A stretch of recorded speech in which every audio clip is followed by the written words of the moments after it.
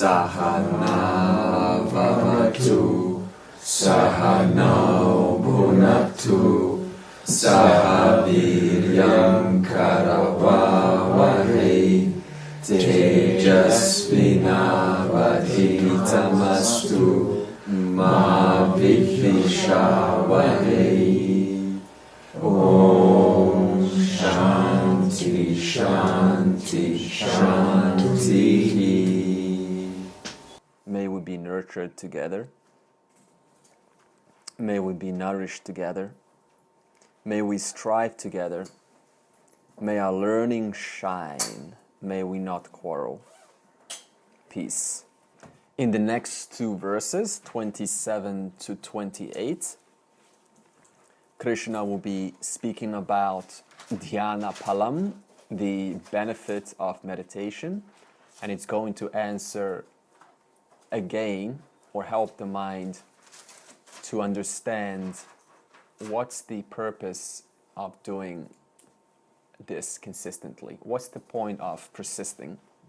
This is a standard phenomena of human beings. We unfortunately or fortunately need some reasons to persist because life easily takes over, it defaults. So the Dhyana Palam is the fruit of meditation, and if we remember, meditation in Vedanta does not specifically mean just sitting down in the corner or at a particular place. It also includes focusing the mind upon the teaching whenever it is free, like waiting in the line at the post office, or driving back home, or even vacuuming the house, or even gardening, or even waiting at some line, or even in a bathroom, like a shower. So many opportunities in life provide us this meditation that Vedanta prescribes. So the benefit that Krishna is now going to say, that is the highest fruit of meditation, is if we use a common phrase, and it's a really descriptive phrase, which says, peace that passeth all understanding. And that's a very descriptive statement to describe the benefit of meditation. So what this means is the benefit is the kind of peace that surpasses or is beyond understanding of the human mind. That does not mean that it is out of the human mind, because we also described last week that Atma is the all-pervading consciousness, which also pervades the very mind of every individual. So peace that passeth all understanding means that on one hand, it is beyond understanding of the intellect. That means it cannot be quantified. But at the same time, the irony is the very self, the only place, in quotes, place where the self can be known is in the intellect. So it is not that it is beyond the mind, it is pervading the mind. All it means is that the intellect's understanding is aligned with the reality of what is. So what this means is, suppose that a person has a notion about life, and this notion is out of alignment with the total. So this is going to produce conflict, because they're going to encounter life where it doesn't suit them. The harmony breaks down. So the peace that passeth all understanding is simply living in harmony with the knowledge of, or as told in Vedanta. Okay? So it just means that you are in alignment consistently, unceasingly with the Shastra, with the scriptures. And the result of this is the highest contentment that can be gained in all lives put together. Because all of the contentment that we receive is based on a short arrival-departure basis.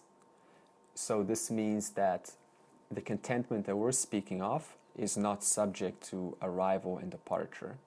Once it's discovered, it never, or it cannot leave, because you cannot leave. You are Atman. Thus, Atman's nature is contentment. So when Atman is known, thus the result is the natural expression is cheerfulness. That means the character is cheerful generally in life. We don't mean that the character is not going to have a big smile at the funeral when everyone else is sad. We're being realistic. They understand that there is a death of a human being and it's time to have sympathy when it's time to have sympathy, but it does not touch them in a way that it touches a worldly person. So what this means is they are only there to be part of the environment, but they're not making it more than it deserves to be. For example, if somebody dies, then we start to think, oh, one day I also will die. Oh, how short is life? Oh, how unfair is everything? So a wise person will still show sympathy, but they're not going to make more of it than it deserves. This is why I say they are aligned with what is. What this means is they do not put additional meaning onto the world. Okay, so we'll start with the word Sukham Uttamam Upaiti, because that's going to open up the conversation. Sukham Uttamam Upaiti. So Sukham is happiness or peace, and Uttamam is excellent. So the person is privileged, the jnani, we're speaking of a wise person, is privileged to the greatest peace that one can gain, as I've already said. So this means that a jnani enjoys highest contentment that is available. So I did not say highest excitement. I said just general contentment. Contentment is a good word because it does not imply anything that is extravagant, nor does it induce an image in the mind to imagine how a wise person is. So contentment just means generally happy with things as they are. So we can also break this down, this contentment, highest that is, into two categories. The first one is unconditional happiness, and the second is conditional happiness. And now we will quickly take a look at both of them and explore what they mean. So, when I say unconditional happiness, I'll ask you a question and then you answer me. If you were to ask fire, hey fire, why are you hot? What's fire going to reply? Because I am. My nature. Yeah. Fire replies, because I can't help myself. That's who I am. I can't be away from my nature of hotness. That means I'm unconditionally hot, says the fire. Unconditionally means it does not depend on anything to be hot other than itself. That's what unconditionally means. Which means there is no conditions for the fire to be hot. The fire is helplessly hot. So the fire's nature is hot. It means that the fire does not depend on anything else to be hot. Hotness is the nature of the self of the fire. Okay, so the self of fire is hotness. And the fire can never be away from that. Even if the fire thinks it's away from that, the truth is the fire's self, nature, is hotness. Now, the second example is if we take conditional happiness. So I'm going to ask a question again. Suppose you ask water, "Hey, water, why are you hot?" What does water reply? Because of the sun. Because of, you understand? Yeah. So if we ask water, "Hey, water, why are you hot?" The water replies, answers please. Because of the heat source. So the heat source is external, that is, giving or providing the water its borrowed attribute called hotness. So this means that the attribute of hotness of the water is borrowed from elsewhere. Thus, it is conditionally hot.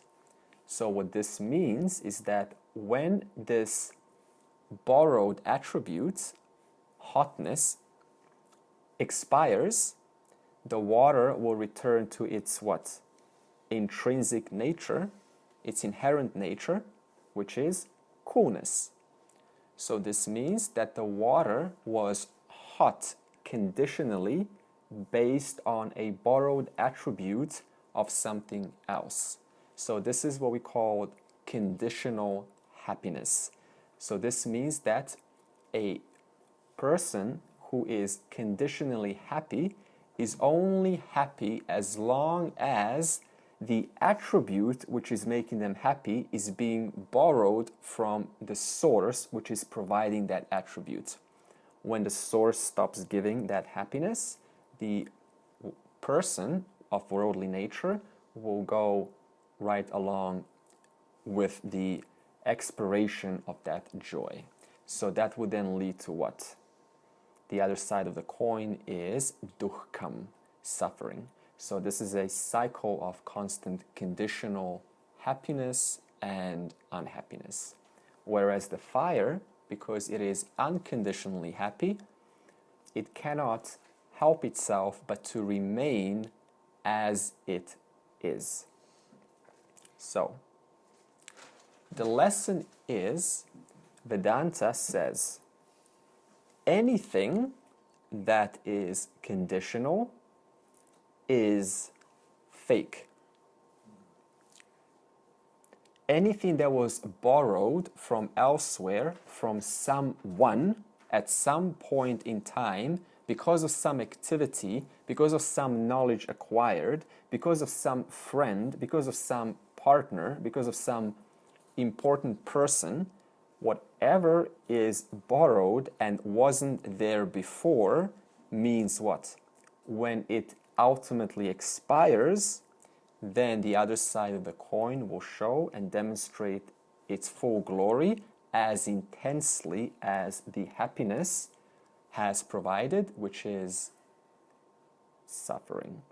So, the worldly person subscribes to short joys of happiness in different circumstances, whereas a wise person understands that worldly joys have their place, but understands the limitation of short bursts of joys gained through different exposures, different time, different place. So for that reason, the wise person does not discard worldly pleasures because they have their own usefulness whenever they do show up, only that the wise person understands the ultimate limitation which it will provide once it is expired. For that reason, the wise person does not put as much intensity and glorification into worldly joys. So, we also said that the fire is unconditionally hot. So, translating this to a wise person, jnani that is unconditionally cheerful. Not clown cheerfulness with a big smile for no reason, but generally cheerful. Why? Go back 2 sessions ago. Because of knowledge. From whence is Jnani's Ananda originating from? The answer is from one's knowledge that, quote, I am eternal, I can never die, I am immortal, because of Jnani's Purnaha, Purnatvam, fullness. One is full. By the way, when I say I'm referring to you. Okay, so don't think that I'm referring to Andre, I'm referring to you. We also said that knowledge does not go with time or space as opposed to emotions, because 2 plus 2 is 4 on earth. Is 2 plus 2 still 4 in heaven? Yeah, you better believe it. Is 2 plus 2 the same in Brahmaloka, Swarga? Whatever dimension you go to, with whatever civilization you happen to be with, at any time, 2 plus 2 equals 4 will never change, unless the person is superimposing their own lack of knowledge onto the 4, thus changing the number 4 into something which it is not. As good as the superimposition of the hotness being put onto the water, whereby the water takes pride in its hotness, and yet the hotness only belongs to the fire, and yet the water fails to address that. Thus the water suffers when its hotness expires. So 2 plus 2 is still 4 when we all die. So in the same manner, the formula, the equation of self, of who one is and who one is not, does not change when circumstances in life strike, whether they are of whatever intensity, higher or lower intensity. That means any kind of excitement does not touch the jnani. Why? Because 2 plus 2 equals 4 never changes.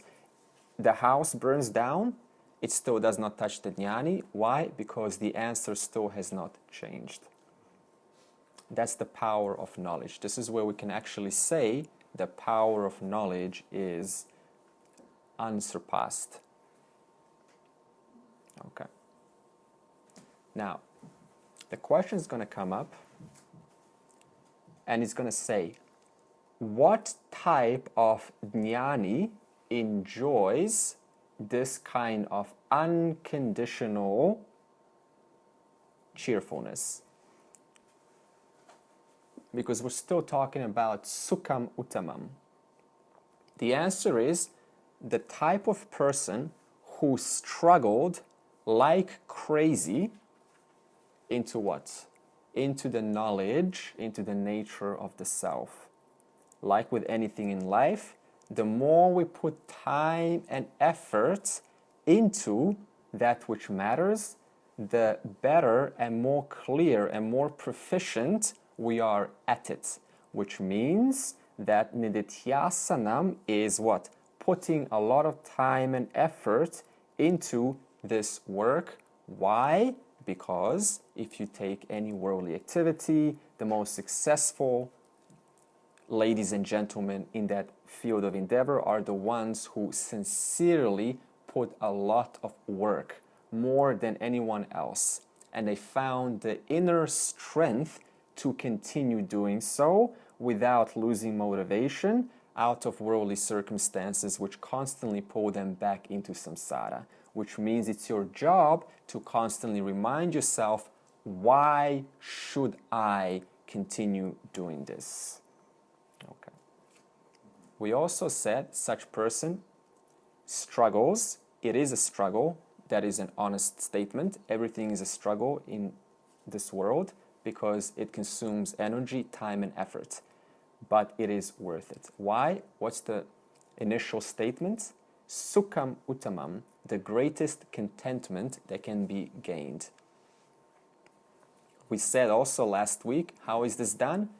Like building a house or restructuring the house, we what? Destroy it and then put the bricks together again, brick by brick, to create a more efficient house, one that has a quality of life improvement in overall, which means thought by thought needs to be looked at as to what it means and how to look at it in a way that does not discourage but rather encourages and uplifts one in a manner of gratitude rather than a manner of regrets.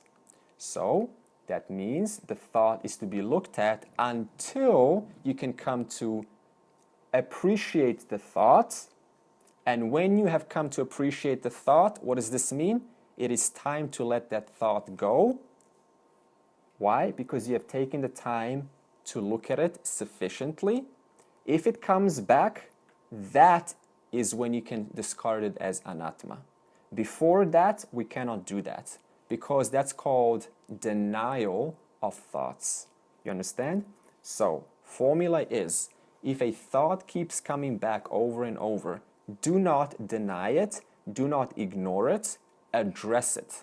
Because that thought is coming for a reason. The only thoughts that come right now are the ones that have not been sufficiently addressed to the point where they're no longer holding power over the individual's emotions and thoughts. So this means thought comes, address it. What does addressing mean? Look at it from a different angle. What else can I see about this? What have I missed? In what other ways can I see this as to cause me to appreciate this thought? What can I learn from this thought? What may I be avoiding from this? In what other ways can I look at this to help me to grow and expand? Take the time, brick by brick, at least 5 to 10 minutes per thought. When you are decently happy, then make a verbal statement. It's time to let the thought go. From then on, if the thought comes back, and I promise you it will, you know why? What's the nature of the mind? Habit. So there's a habit for the thought to come back. Because you've already addressed it, now you can say, you know what, I've already addressed the thought, it's now come back, I can now dismiss it as not self. It's an object known to me, the subject. Is that clear, the formula? Yeah, okay. But can I ask a question? How does one know which thoughts to then act on and which to discard? You know what thoughts to act on, as long as if you were to act on them, it will bring you peace. So, this does not now mean, okay, now I need to go and retaliate, because the aftermath of retaliation is what? Anything other than peace. So, how do I need to address the thoughts or do something about them? You've got two options. Either something physically, an expression physically, go to someone and say sorry or something, or the other way is to look at them in the moment, wherever you happen to be, and look at it in a way as to diffuse it. That's two options. So that's up to you. Now, which ones to discard? The ones that you have already addressed sufficiently. So if you already looked at your thoughts about parents, for example, enough, and they just keep coming back again, then you can just look at them from the light of appreciation. I have addressed this. There's not much I can do about this. Okay, otherwise what happens is we constantly stick in this pattern of trying to address worldly thoughts, and we get stuck in our own head of anatma thoughts. So, the summary so far is, such a person with sukham uttamam is peacefully old, young, bold, sick, healthy, man, woman, thin, not so thin, peacefully, whatever you want to fill in. That's the benefit. Peacefully, whatever it is. Peacefully poor, peacefully rich, peacefully smart, peacefully not so smart. The peacefully does not change. The adjective or the noun changes. Okay.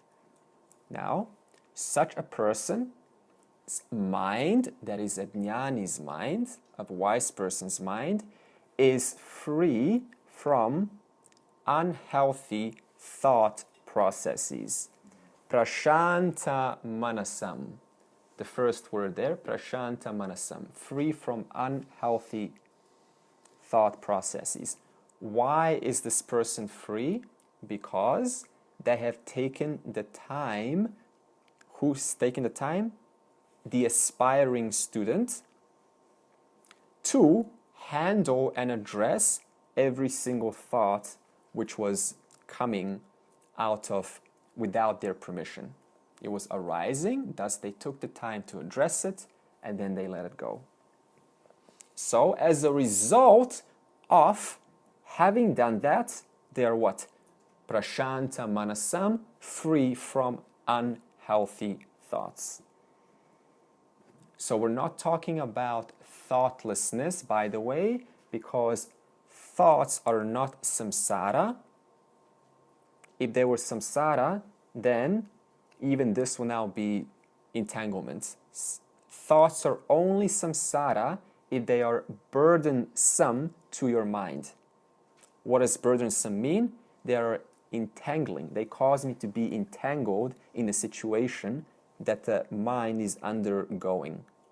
Whereas a mind whose thoughts are of sattvic nature, godly nature, pure nature, compassionate nature, are not disturbing, they are not samsarish, they are the thoughts that everyone would actually appreciate because they bring what?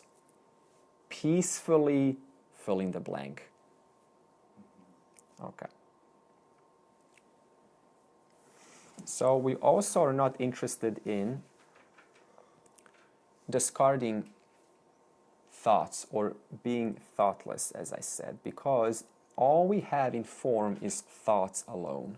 So we cannot get rid of thoughts.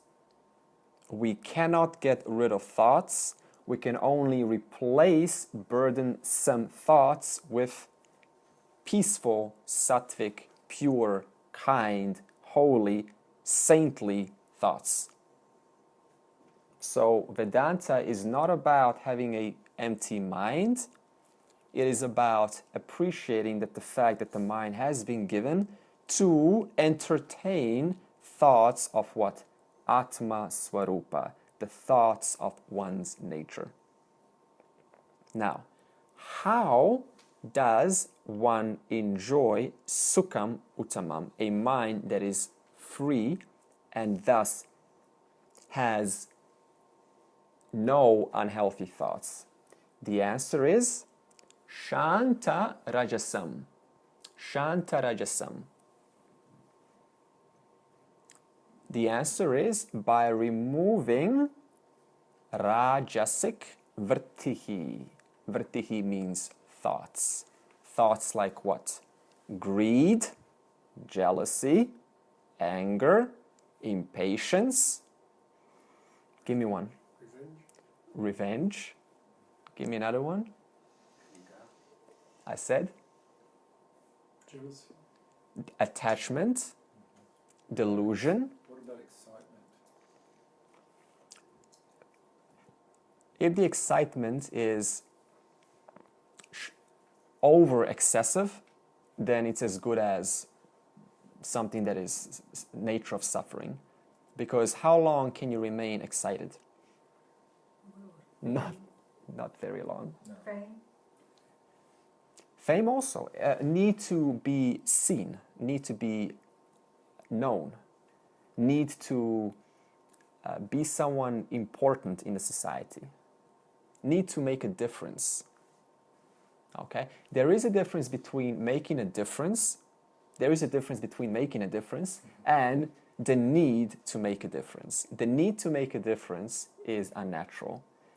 Finding yourself in a situation where you're making a difference, that is natural. For example, a mom and dad, they just find themselves in a situation with a child. That's natural. But wouldn't these greed, anger, these would be tamasic thoughts? Hmm? Wouldn't they be considered as tamasic thoughts, not rajasic? Yeah, they're both. They're always a mixture. Wherever there is rajas, there is tamas. They're intertwined, inseparable. Okay, so we're removing these rajasic vrtihi, these thoughts that are exciting, excessively exciting. And how do we do this? The answer is nididhyasanam, which means what? reorienting, re-looking at one's thoughts, thought by thought, like the house of bricks. In the light of what? Vedantic teaching. Is the converse true as well in terms of mind numbing? Thoughts that can just make you go into a sort of numbing state? Thoughts that are numbing are tamasic. For that reason, we prescribe karma yoga to get a person out of the numbness in order to be a little bit more excited about life. Otherwise, a numbing thought is a thought of inertia, which is a quality of tamas, which causes a person to have no motivation to even get out into the world. Okay, so there's a stage from numbness to excitement to sattva, that is peace. But you cannot go from numbness to peace because you're not going to have energy to even sit down in meditation. Okay, so the point is, remember to look at your thoughts one by one. It is a struggle and it's good. It is time and it is effort. And it has to be done compulsorily. Okay, so we're not, otherwise we are what? Ignoring thoughts, denying them, because they don't feel good. And that is not how to live a life, by denying just because it doesn't feel good. Okay. Does it have to be a struggle? I mean, if you enjoy doing it. Struggle is a good word. It's not a struggle, but at the same time, I'm putting that word because, you know, to make it reality, right? It will be, it is hard work. Mm-hmm. It is hard work. Okay. We don't want to, you know, spice it up too much. So in Vedantic meditation, remember, Nididhyasanam is not necessarily restricted to closed eyes. What is compulsory is investigation, analysis of every thought, thought by thought. That is compulsory in Nididhyasanam. So what is Nididhyasanam? Examining our thoughts. One by one. Even walking on the beach for Vedanta is meditation.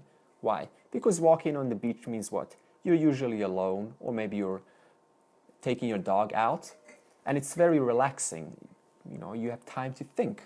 So this means that doing some nature walk or beach walk, it gives you a lot of time to inquire into common thoughts and to investigate their nature.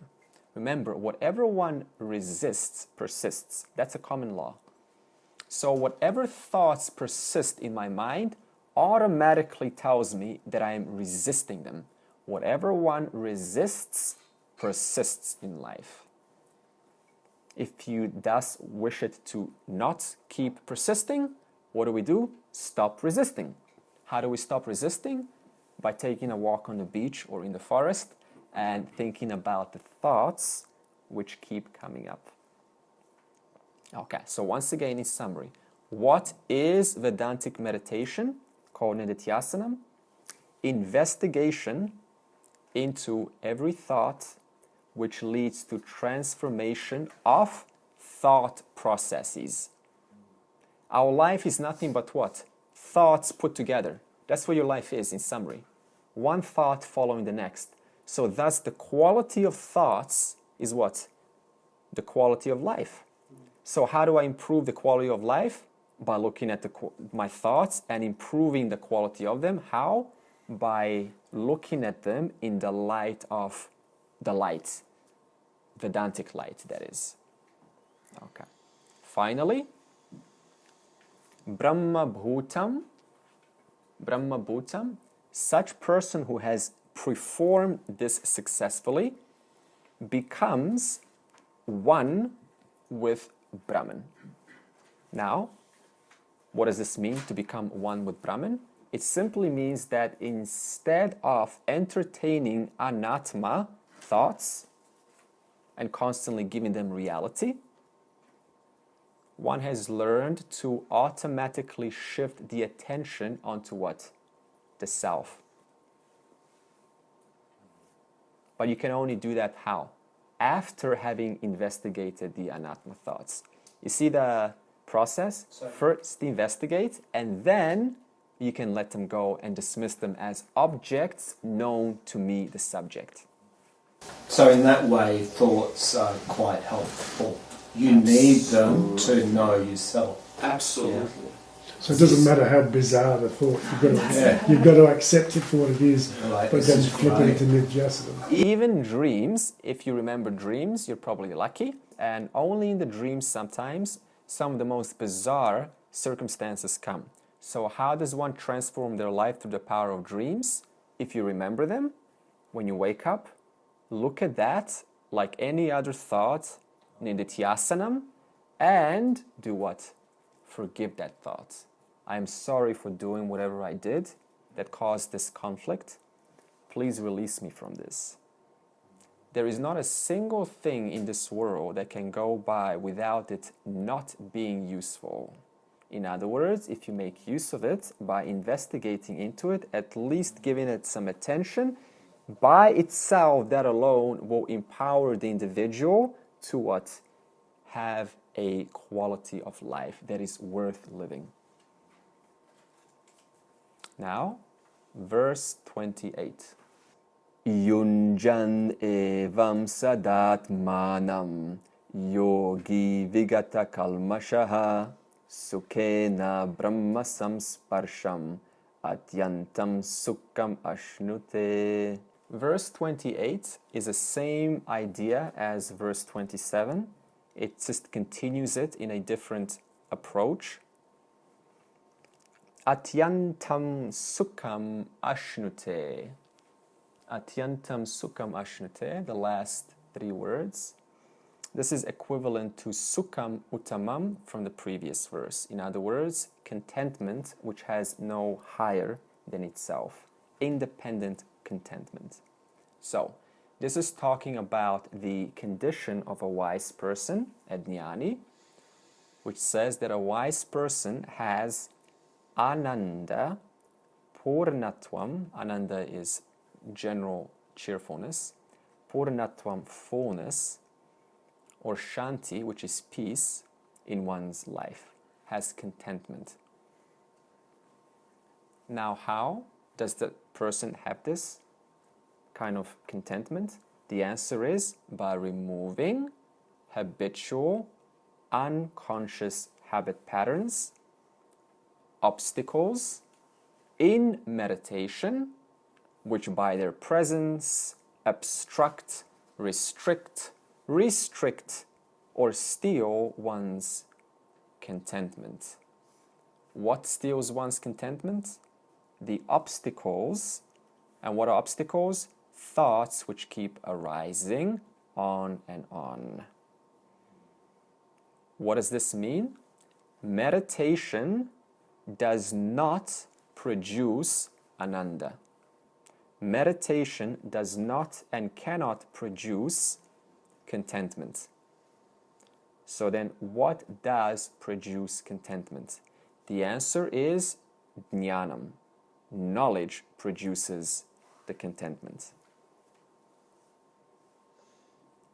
Automatically. Because knowledge says that I am already full. So you first have to learn that and see what it means to say I am already full. And how do we do that? Through shravanam, by listening to the nature of the self, through knowledge alone. Yes, Martin? I was going to say, knowledge of self is what we're talking about, not knowledge per se as information. No, not data, not data. Assimilated knowledge.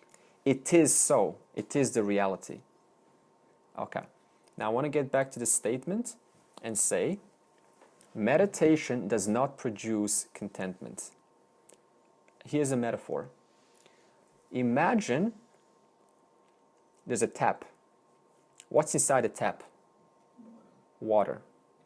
But the water is not flowing. Why is it not flowing? Because there is a closure. It's closed. So the water, so that means what? When I open the tap, the water automatically flows. Why does it automatically flow? Because the nature of flow is to flow. So Bhagavan's law of gravity is pulling down the water. So all I have to do is what? Open the tap, remove the restriction from the water flowing. And when I remove the restriction, the water, which is what? Ananda, naturally flows.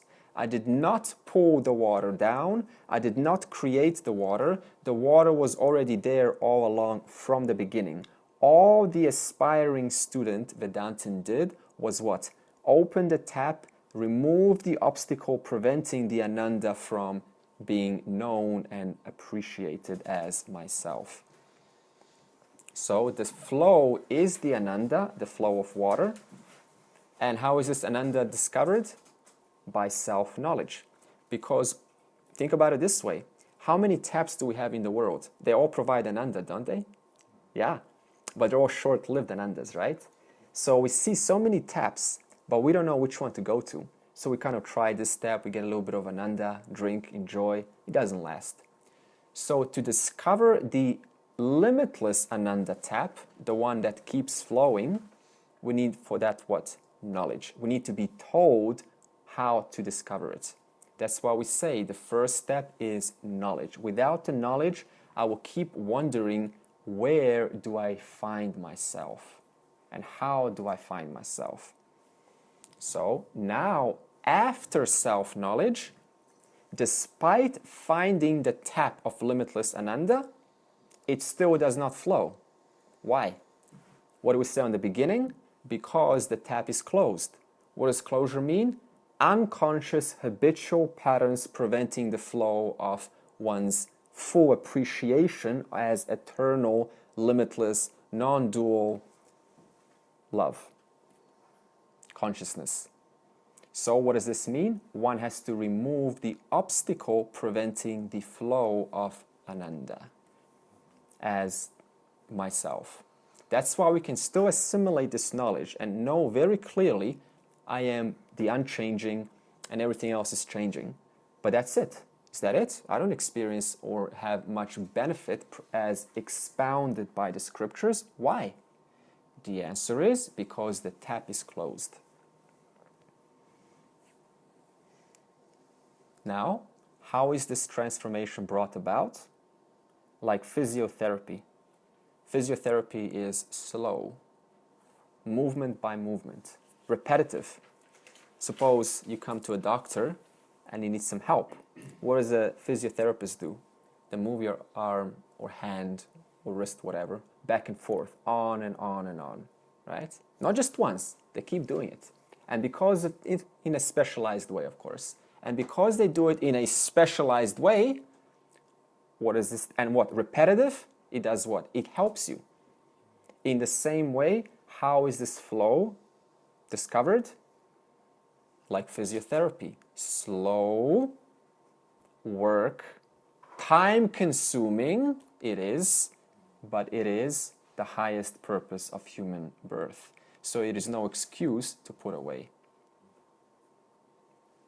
Okay. Now, who attains this sukham uttamam, this greatest contentment? The answer is yogi. Yogi is one in this context who has, as I said, taken the quality time to investigate one's thoughts, thought by thought. It was a struggle, yes it was, but it was worth it. And because it was worth it, the yogi then gets to appreciate one's fullness. How is this done? Yunjan evam sadatmanam. The first two words. The answer is by reorienting or regulating the mind thought by thought. Repeatedly, like physiotherapy. So it all goes back to the same answer. It is repetitive, it is time-consuming, it is requiring quality time on your part. And then what will happen? The answer is vigata kalmashaha, the last word there, meaning what? The unhealthy habits, thoughts gradually come down, not instantaneously. If there's an idea that one day nothing's okay, and the next day, after some kind of knowledge, I'm liberated and a big light bulb is shining, that is incorrect thinking. Nothing happens instantaneously in nature. And if it does, why is that? Because prior work went into it. Suppose you're working for your corporation, your institution, and after years of struggle, over delivery, you get what? An award. Is that award as a result of one-time effort? That reward is the result of what? Consistent, persistent, non-stop, unceasing effort to over-deliver, to give it your best to the whole. In the same manner, this is no different. So one is gradually freed from unhealthy thinking, and we use two words in previous sessions. We call them viparita bhavana or viparyaya. This means unhealthy habits in Sanskrit. So the instruction for what we have said so far would be like this. Whenever you have free time for yourself, whether walking or sitting or meditating alone or waiting in line, ask yourself, am I missing something in my life? Whatever answer comes means what? I need to ask, why do I find myself missing this, considering my nature is fullness? Is there something that I am not at peace with in my life? If the answer is yes, it means I am giving importance and reality to that object, and I need to what? Look at it in a different way until I become at peace with it. Am I missing something? Is there something missing right now in me? Whatever the answer is, thought by thought, nididhyasanam, look into it. It does take quality time to do so. Is there anything that reoccurs in my experience on a repetitive basis? Whether it's a feeling of a negative nature, suppose lack of confidence, or incompetency, or confusion, or I'm not good enough, or I'm too old for this, or this is not my path. Whatever it is, your job, your duty to yourself is to inquire into that very thought. Because that one thought is what's able to take the person back into the samsara. This means one needs to be strict with themselves. Our issue is we are too easy on ourselves and we think, okay, I have a job, I have family, I'm safe. And this is very easy to fall into this pattern where everything is okay, but in reality it is the very thinking of thinking that everything's okay that postpones one's questioning process called nididhyasanam, leading to what? Sukham uttamam, meaning what? Contentment, which is unsurpassed by anything in existence, which is you, yourself. Who does not want fullness of themselves? Nobody. Nobody wants partiality. We all want totality, fullness, wholeness. How do we gain this? By looking every thought by thought. Is this hard? No. Why not? Anything gradual cannot be hard. How do you get overwhelmed? Tell me, replicate a process for me of getting overwhelmed. Very easy. To get overwhelmed, all you have to do is look at the big picture and see it so high above there And in comparison to where I'm at, I'm so far. And I get so discouraged and overwhelmed that I stop. Is this hard? No. Why? Because I only proceed with what feels and is right for me in the next step. I never go 2 steps or 3 steps ahead. If I do, overwhelm guaranteed $1 million. How does a person get overwhelmed in business?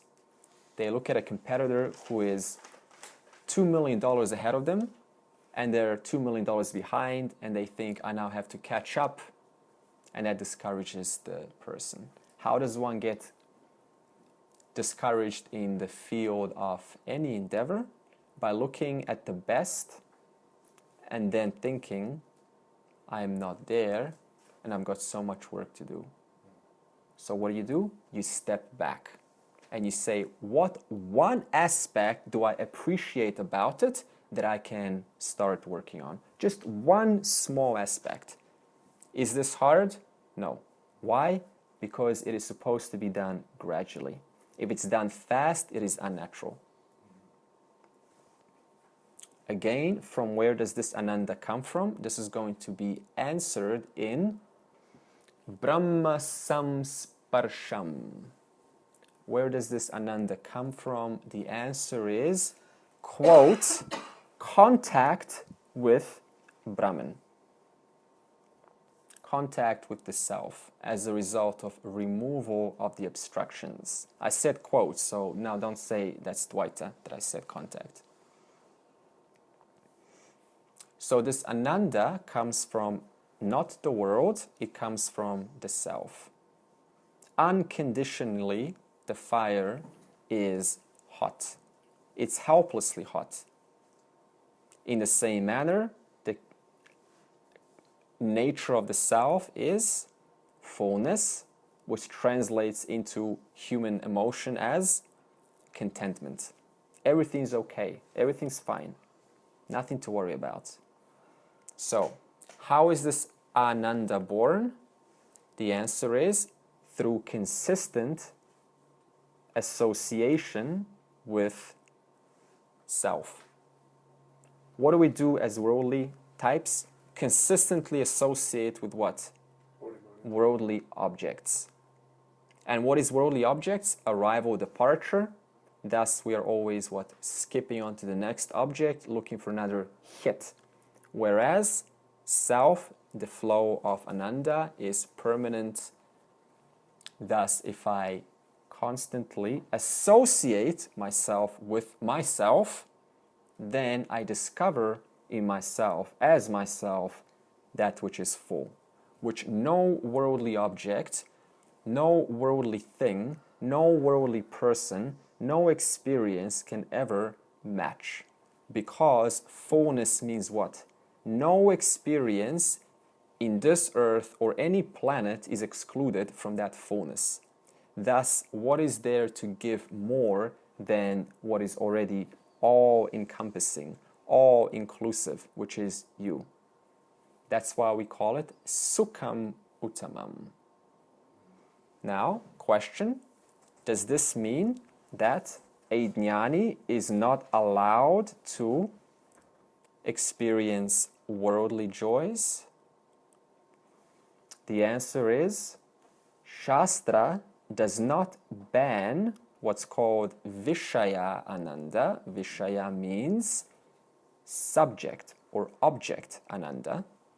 The Shastra does not ban you from appreciating worldly enjoyments, but there is a condition.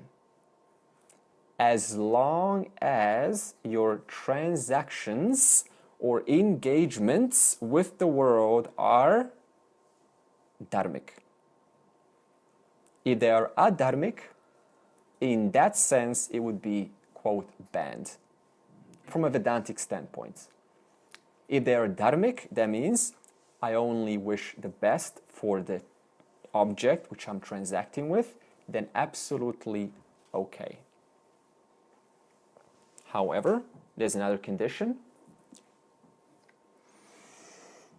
Brahmananda, the joy the cheerfulness of the self, once discovered, that is that tap, once it's been discovered, what do we say about who you are? Fullness.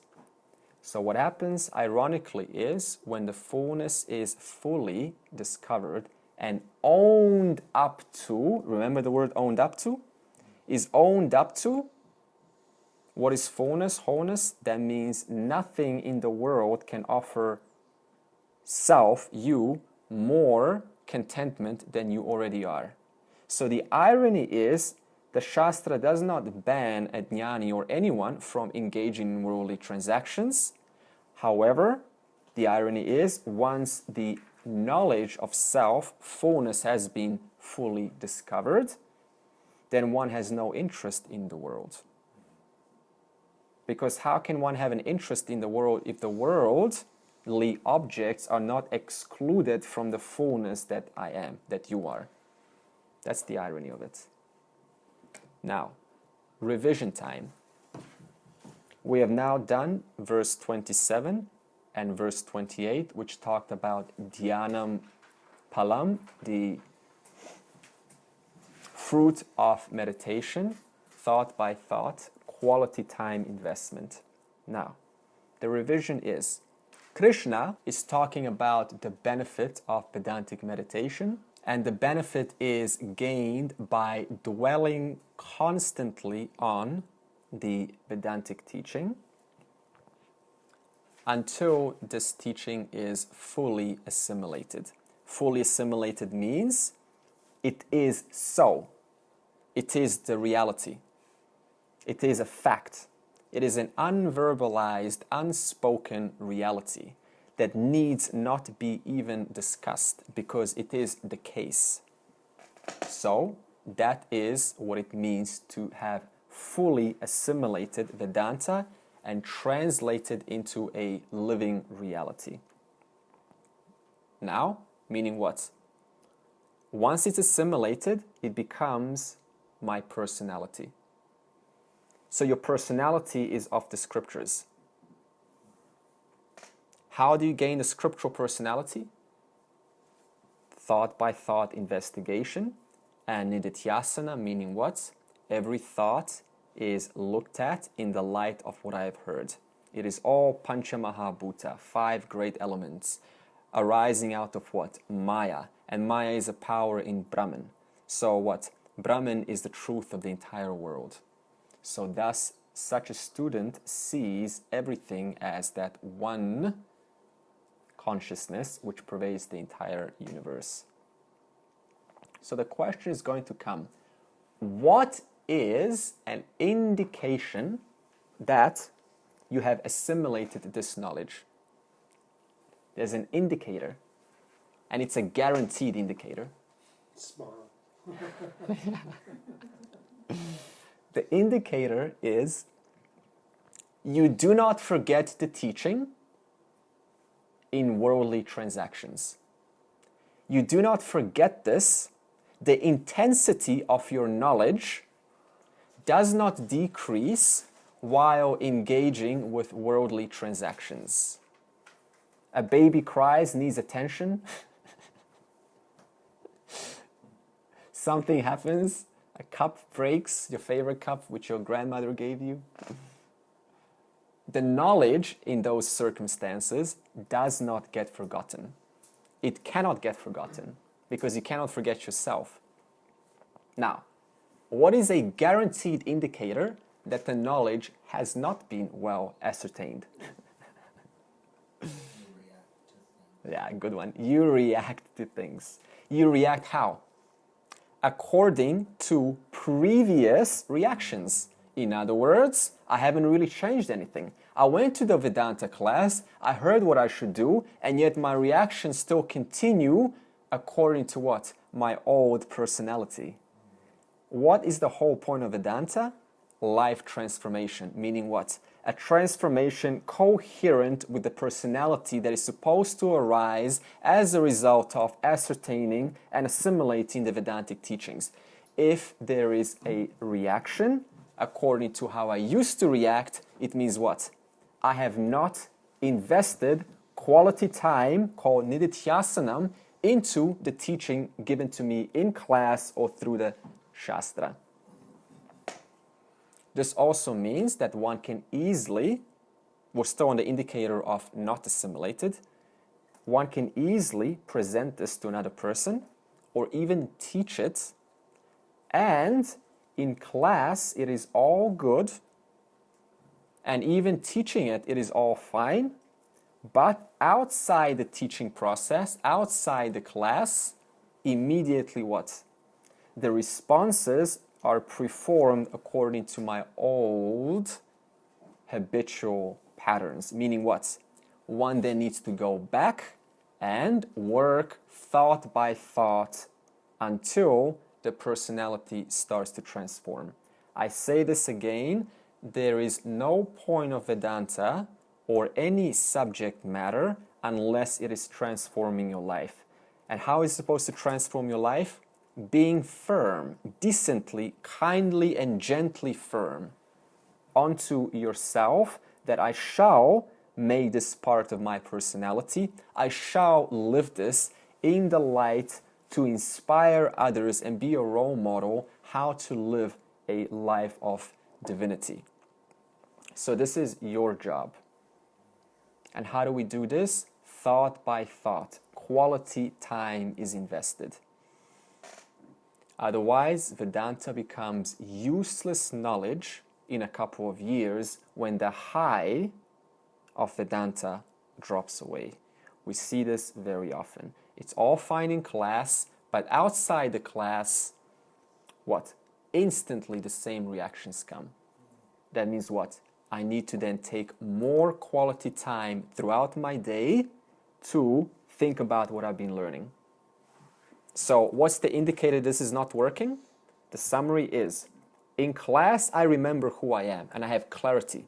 Ananda's there. When we go home, it disappears or the intensity changes. What does this mean? This means that one is still dependent conditionally like the water onto what? The self-knowledge to be at an intensity of its fullness. That means there's still a dependence. How do we solve this? Thought by thought, investigation, asking, why is it that this reduces? What is it about me? What obstacle is it in me that stops this fullness from being known unceasingly, even in my dreams? That is your job. Constantly asking. Why does this subside? What is it about me that reduces this knowledge once I am transacting with the world? And in what ways can I sustain, or what will I have to do to sustain this knowledge so it is unceasing, persistent, consistent? Now, again, nididhyasanam is when knowledge has been well ascertained and assimilated. Which means what? The teaching is not forgotten.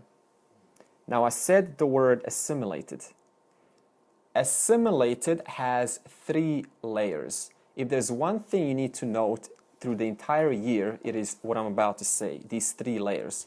Because these 3 layers of teaching is how the entire Vedanta process works. And if you can recognize where you are according to these 3 stages of knowledge, according to who I am and who I am not, then you know where you need to, or what you need to work on. Stage 1 says, I am not this body-mind complex. I am consciousness pervading this body-mind complex. I am Atman. I am not Anatman. I am the self. I am not the objects known to me because the object and the subject can never be the same. I am the knower, not the known. I am Satyam, not Mithya. I am unchanging, independent, and not the changing, ever ongoing, depending, changing experiences. I am spirit, not matter. I am Dehi, the indweller in the body, and not Deha, the body itself. This is first level of teaching. The comparison, metaphorically, to this would be like this. The space in this room is other than the wall, is different from the wall. And not only is it other than the wall, the space is confined in this room. In other words, stage 1 says consciousness inheres in this body. That's stage 1. We're only at stage 1. In other words, stage 1 is knowing the difference between Satya Mithya. From the beginning, since last year, I've only been covering stage 1. Stage 1 is chapter 1 to 6, stage 2 is 7 to 12, stage 3 is 12 to 18. Stage 2, do you know what stage 1 is now? So stage 1 is consciousness is what? Confined in this body. I am not the body, I am consciousness pervading this body. Stage 2, I, consciousness, not only pervade this body-mind complex, but I pervade every single body-mind complex. I pervade everybody. The equivalent metaphor to this would be the space in this room not only is contained in this room, but the very space in this room is also the very space in every other room in this house. That means the space in that room, in that body, is not different than the space in this room, in this body. In other words, the consciousness which I inhere and pervade this body is the same consciousness that pervades and inheres in every single other body, in the entire world, of every single jiva. That's the second level of teaching. In other words, the second level is the consciousness that I am, Atman, is not different than the consciousness that you are. We are one and the same consciousness. So stage 1 was what? I am consciousness pervading this body. Stage 2 is what? The consciousness that I am pervading this body is the same consciousness that is pervading your body. This is stage 2. Now, chapter 12 to 18 is stage... Okay, before I go there, which means what? Until I pose a question at the end of the class, demonstrate for me the logical fallacies of saying my consciousness is different from your consciousness. Remember that? Okay, if you do, it doesn't really matter. We will go through that between chapters 7 and 12. Now, the last stage, 12 to 18, Bhagavad Gita, says, I am not in everybody. You see how we just negated stage 1 and 2? 1 and 2 was, I'm in this body, I'm in everyone's body. Now stage 3 is saying, I'm not in everybody. But everybody is in me. All bodies are in me. There is only me here. And all else is just appearance, which is also me. My Maya is demonstrating this wonderful world to me, myself, Brahman. The equivalent of this would be to say, the space in these rooms are not only in these rooms, but actually these rooms are in the one same space. Every single room is accommodated by the one same space. The entire cosmos, the entire universe is pervaded in and through by the one same self, you. There is only me here. So what does this mean in practice? The answer is, do not, under any circumstances, move from 1 to 2 unless you are completely certain that you know the difference between changing and unchanging. Because by the time we get to chapter 7, which is going to come up very soon, if you don't know the difference between changing and unchanging, then you got about 3 weeks to work extremely hard to figure it out. What is the unchanging?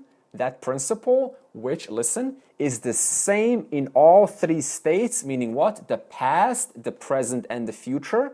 What is the unchanging? That principle which is the same in all three states, meaning what? The waking, the dreaming, and the deep sleep. What is unchanging? That principle which gets to recognize by the witnessing of your picture as a 5-year-old child, and you go, oh, how cute was I?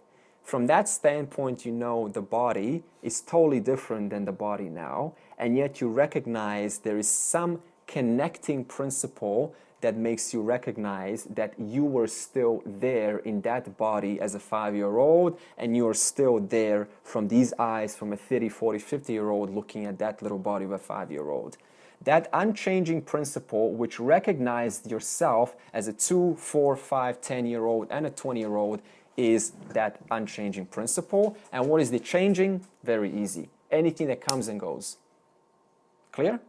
Yeah. Super. So what are we saying? Well ascertained knowledge, the complete totality teaching of this means I never forget number 3, stage number 3. That means all that is here is me. Stage number 1 is still Dvaita. We cannot go around the world consistently saying this is the world and this is me. That's the object, I'm the subject. That's the known, I'm the knower. That is a very high teaching, but it's not the end. That's partial. One has to ascertain that all here is one without the second, and I'm not excluded from that one. So, when no problems... Okay, question. When do you invest in your bank account? When do you put money in your bank account? Do you put money in your bank account during the time when everything is okay, or in crisis? Huh? No, you put money when everything's okay. And what do you do during crisis? You take out the money which you were putting with struggle, consistent, persistent effort, and when it's most needed, I then borrow the money which I put. In the same manner, when do you do Nididhyasanam? When everything's sparkly, super rainbowy, moonlight shining, cakes everywhere in your life, or when everything's falling apart? Huh? When everything's rainbowish. That's exactly when you do your Nididhyasanam. So, what is money in your bank account? Nididhyasanam. So what does this mean? I inquire into thought by thought into the nature of the self when everything's super perfect. When there's no reason to inquire, that's exactly when I inquire. When it's only worthy of going to a holiday, enjoying oneself, that's exactly when to inquire. Why? Because then during the time of crises in life or hardships, especially when the body gets older, then I can easily relax and draw from my Nididhyasanam account. That way, one is consistently what? Established in the self. Because what's the point of Nididhyasanam? To ascertain the knowledge of the self. Okay. What does this mean? Once again, one needs to saturate themselves in the knowledge of the self. And how do you get saturated in anything? By absorbing yourself in that subject matter. How does a person get good at anything? By absorbing themselves in the topic matter. How does one get saturated in self-knowledge? By spending quality time in self-knowledge. Solid quality time. Which means what? The more I invest during rainbowish times, the more I can draw. Draw where? Worldly transactions. What does this mean? Worldly transactions which otherwise pull me out of myself can no longer do that. Why? Because one's bank account is full. Okay, verse 29. Sarvabhutastamatmanam sarvabhutani chatmani ikshate yoga yuktatma sarvatra samadarshanaha. One whose mind is disciplined through meditation perceives the Atma in all beings and all beings in the Atma. You see, it's not a one-way thing. I don't just perceive Atma in you and all beings in the Atma. He has the same vision everywhere. So, yoga yukt Atma, which means, so one is disciplined or, okay, why is one disciplined? Because they are saturated in the knowledge of the subject matter being entertained. For example, whatever field of knowledge you are absorbed in, as I said in the previous verse, you are what? Absorbed in that subject matter. For example, a musician is what? Absorbed in music. So a musician interprets the world how? Generally, according to notes. So even a baby crying, a musician will probably interpret ma pa no ma si ho he, or something like that. Okay? So to a musician, the world, which is value neutral by the way, gets interpreted according to the eyes of musical notes. For a scientist, for example, Newton, he's sitting under a tree and an apple falls. What would an ordinary human person do if an apple falls?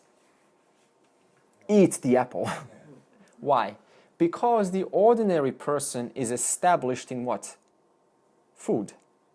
Thus, they naturally respond according to what they are established in. But what was Isaac Newton? A lifelong scientist. Thus, even something as mundane as an apple falling off a tree gets interpreted according to the laws of physics, the laws of nature, and thus gets named gravity. So this means even an innocent apple falling, which we would all eat gladly, gets converted into the field of endeavor for a scientist according to the knowledge of universe. In the same manner, a Vedantan who is absorbed in the knowledge of the self interprets the world how? As myself alone. How does a scientist interpret the world? Law 1, Law 2, Law 3, Law 4, electromagnetism, gravity, velocity, speed, wind, power, so on. What pervades every single law in the universe? The one same substratum upon which all the laws depend on. Which is why in chapter 7, Krishna is going to say to Arjuna, I will now teach you knowledge, knowing which, and after which known, there is nothing else to be known. In other words, meaning what? Once the knowledge of the self, that which is the whole, and upon which nothing is excluded from, is well ascertained and established, then what is there to know and what is there to interpret other than myself? Because I am not apart from the self. You see the logic? Thus, what happens? The seeking stops. The mystery stops. And what starts when the mystery stops? Appreciation, gratitude, wonder, how beautiful all this is. And I'm not apart from the beauty that I happen to be appreciating. Okay, now, so in this case, yukta means absorbed in self-knowledge. That's the summary. And because of what? Why is one absorbed in the subject matter? Because of constant absorption, constant persistence regarding the subject matter. So how does one get absorbed? How do you get absorbed in yourself?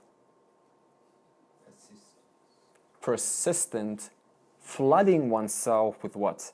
Knowledge received in the class or through the Shastra. How do you do this? By taking one statement that is pertinent, relevant to you, and seeing what the meaning is for yourself. In other words, you're what? Giving quality time. And this person whose mind is established in the self has what? Benefit. Benefit being sukham uttamam. Contentment which no other worldly contentment can match. Now, Samadarshanam, the last word. Samadarshanam means what? Sarvatra, everywhere. Samadarshana means everywhere is the same vision. Sama, same, darshanam, vision. Same vision of what? That all that is here is one without a second. And how does one gain this Samadarshanam, vision of oneness? By constantly, persistently dwelling upon Atma, upon the knowledge of the self. There is no other way. So this means what? Even when such person interacts with the world, does Samadarshanam expire or change in intensity? No. Why? Because the world is not apart from the whole. And I, the witness, am not apart from the whole. It is all self alone. In the same manner, such a person who has taken the time to dwell and be absorbed in this knowledge cannot get out of this vision of oneness, because it's well ascertained, well assimilated. And this person, called a jnani, we're speaking about a jnani now, has vision of what? Oneness, which means what? I see the commonality that pervades all things. And that commonality is Chaitanyam Swarupa, the nature of consciousness. Just like, for example, the one invisible thread, which what? Links all of the beads together. What do we see? The beads alone. Do we see the thread? No. And yet all of those beads representing what? The entire cosmos are all combined, all held together by what? That one invisible thread. No wonder it is hard to appreciate Ishvara, because we cannot see that which holds everything together. Thus, such a person with Samadarshanam, Sarvatra, everywhere, has such vision of oneness. What does this mean? I understand that that one thread which connects us all together, I can never be away from. Because the fact that I am witnessing you means what? I am part of the one same totality.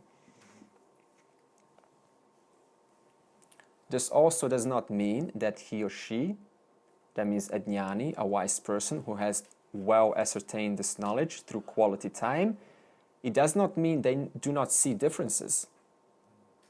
Because we think a liberated person now only sees somehow oneness everywhere. No, differences are still seen. Empirical, transactional, vyavaharika differences are still observed. However, the differences are known to be what? All pervaded by the one same thread, which is Chaitanyam Swarupa, the nature of consciousness. It's just like, for example, what does a wise person see? Vision of oneness. What does this mean? Imagine you have ornaments and you have a nice bangle, nice necklace, nice earring. A bangle, necklace, and an earring have completely different functions. Totally different functions. They have no relation to each other. So this means what? They all have different personalities. They will have different functions in the world. This is called swadharma.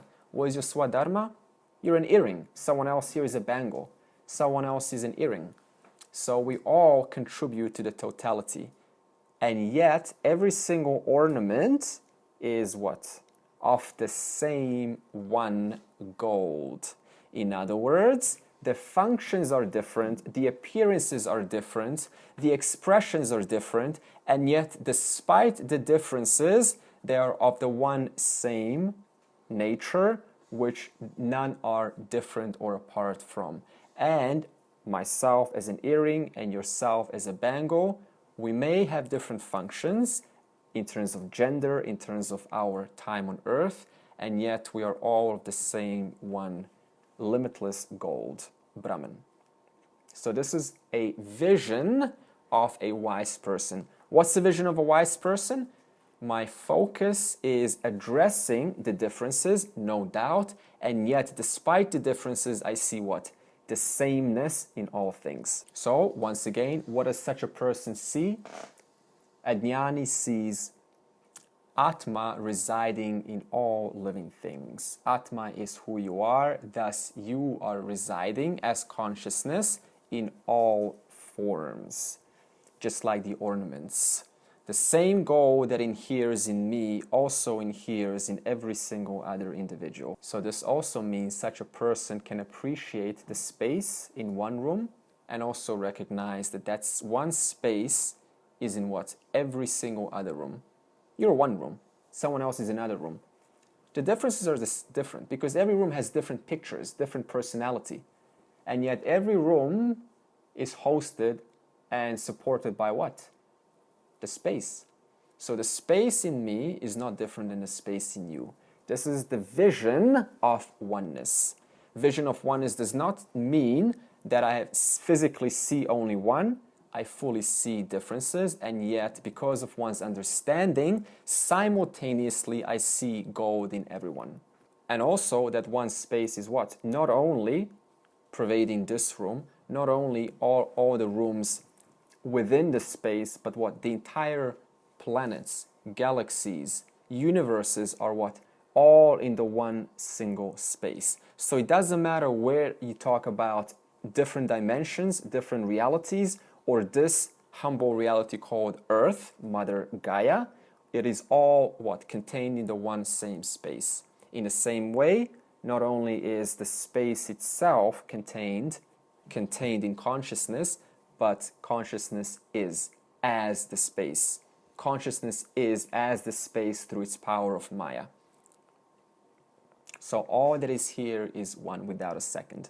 A wise person also does not mix their channels. There are two channels only. Did you know that? Atma channel, Anatma channel. Anatma channel is the channel of the unchanging. Atma channel is the unchanging channel. Anatma channel, you have a lot of good entertainment, a lot of good variety in this channel. So a wise person fully makes use of Anatma channel when it's time to what? Have variety. And makes use of Atma channel and never loses track of the Atma channel despite watching the Anatma channel when what? He or she wishes to abide in eternal security. Because that's what we all want, security, freedom. Can you find security, freedom in the Anatma channel? No way. Because Anatma channel is only going to give security for a short time. Where is security found? In you alone, in the self. Which means one can enjoy variety, at the same time one never loses track of the Atma channel. And that channel is where permanence resides. Permanence of what? Security, cheerfulness, peace, contentment. The greatest human tragedy during our birth is to look for peace, contentment in what? Anatma channel. Because we're offered ourselves, assuming you undergo a class, undergo the knowledge, and yet we constantly put our peace and joy in the channel of Anatma. So a jnani never loses track that the only security I can ever find, true security, is in myself. Because even the closest people to me will go. Even this body, which I'm using what? To gain security from the world, is going to expire and is going to age in such a manner that it can no longer extract the same security and enjoy the same security as it once did as a youngling, as a youngster. So, where is eternal security? In the Atma or Anatma channel? Yeah, you know the answer. And how does one gain this benefit? Finally, through Vedantic Nididhyasanam alone. Constant, unceasing, quality time investment in yourself. There's no other way. So we have to be realistic about this. Sarve bhavantu sukhinaha, sarve santu niramaya, sarve bhadrani pashyantu, ma kaschit dukkha bhag bhavet. Om Shanti Shanti Shanti.